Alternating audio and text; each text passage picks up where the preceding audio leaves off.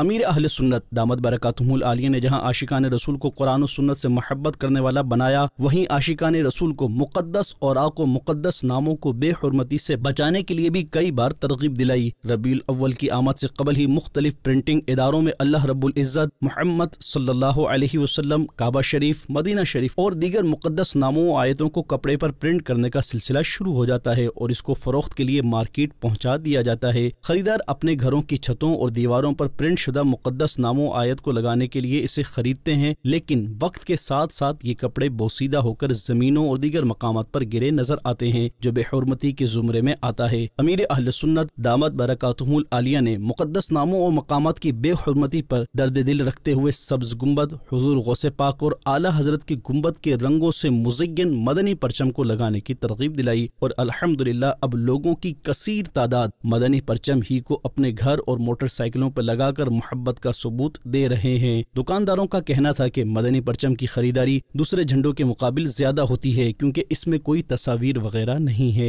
یہ حضور پاک کا یہ میلاد کا مہینہ ہے، 12 ربیع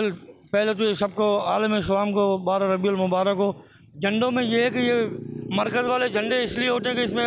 سادہ پیس ہوتا ہے، اس کی زیادہ ڈیمانڈ ہوتی ہے کیونکہ زیادہ تر لوگ یہ چیز لگاتے ہیں۔ زیادہ خریداری مدنی پرچم کی ہی ہوتی ہے۔ امیر اہل سنت کی توجہ دلانے کی وجہ سے جو ہے یہاں پر کافی ابھی جو ہم اس میں کرتے ہیں وہ مدنی پرچم ہی زیادہ سیل ہوتے ہیں یہاں پر۔ خریداروں کا کہنا تھا کہ مدنی پرچم میں سبز گنبد، اعلیٰ حضرت اور حضور غوث پاک کی گنبد کا کلر بھی شامل ہے، جبکہ دیگر جھنڈوں میں کعبہ شریف، مدینہ شریف اور آیات مبارکہ لکھی ہوتی ہے، اور زمین پر گرنے کی وجہ سے مقدس مقامات و آیات مبارکہ کی بے ادبی ہوتی ہے۔ بس وہ شکر الحمدللہ، گھروں کے لیے جھنڈے لے رہے ہیں، بچوں کے لیے انشاءاللہ مدنی سوٹ لیں گے انشاءاللہ۔ یہ کلر والے جھنڈے جو ہے یہ لوگوں لگائیں، وہ جو جھنڈے جس پہ خانہ کعبہ بنا ہوا ہے یا مسجد نبی بنی ہوئی ہے وہ جھنڈے گریں گے اور نیچے پیروں میں آتے ہیں، وہ بے ادبی ہوتی ہے۔ اگر آپ گلی محلوں میں روڈوں میں اگر کوئی پرچم لگانا چاہتے ہیں تو آپ مدنی پرچم لگائیں۔ اس کی وجہ مین وجہ یہ ہے کہ مدنی پرچم کے اوپر کوئی اس طرح کی چیز لکھی ہوئی نہیں، سادے پرچم ہوتے ہیں جو نقش نعلین پاک کے پرچم ہو گئے یا دوسرے ایسے پرچم جن پہ کوئی لکھا ہو تو ان کا اگر نیچے